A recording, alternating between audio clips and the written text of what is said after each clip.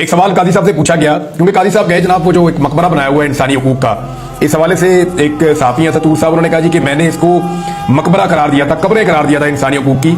तो एक सिटिंग जज ने मेरे कंधे पे हाथ रख के कहा कि कहते तो तुम ठीक हो, लेकिन मुझे कोर्ट मत करना, मेरा नाम मत लेना। अब जो सवालात पूछे गए जब उस मकबरे पे पहुंचे कादी साहब, जो इंसानी हकूक का उन्होंने वहां बनाया, दीवारों के ऊपर लिखा कि इंसानी हकूक फलां फलां फलां फलां है, तो उसमें जो है वो सवालात किए गए। एक सवाल ये पूछा गया कि इज़हार राय की आज़ादी में वोट का हक भी शामिल है, क्योंकि वोट का हक तो आपने पाकिस्तानियों से छीन लिया था।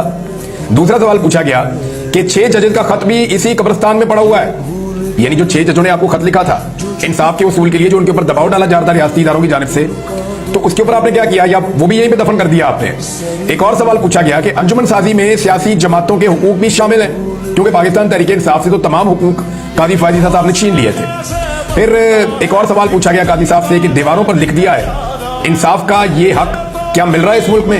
ये दीवार पे तो लिखा हुआ है आपने, तो दीवार पे ही लिखा हुआ है इंसाफ तो इस मुल्क में नापैद हो चुका है, और ये कादी साहब की वजह से हुआ है। फिर एक और सवाल पूछा गया, कोई डैम बना रहा है, कोई यादगारें बना रहा है, इंसाफ तो नहीं मिल रहा। एक सवाल और पूछा गया कि 12 करोड़ रुपए दीवारों पर जाया कर दिए, ये पैसा कौम की अमानत था। फिर एक और सवाल पूछा गया कि कादी साहब आपने अपने जाती ठेकेदार से ये यादगार क्यों बनाई है?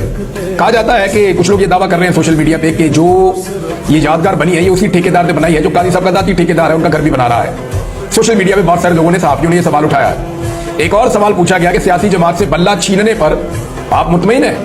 और कमर मेकन साहब ने तो बार बार ये सवाल किया, मुतीउल्लाह जान साहब भी पूछ रहे थे और सहाफी भी थे कि जनाब बल्ले का निशान छीनने पर आप मुतमईन हैं? ये वो तमाम लोग हैं जो कादी साहब को माजी में एक अच्छे जज के तौर पर देखते थे, लेकिन कादी साहब ने जो कुछ भी किया उसके बाद अब वो एक ऐसे जज के तौर पे देखे जाते हैं जिन पे सब तनकीद कर रहे हैं।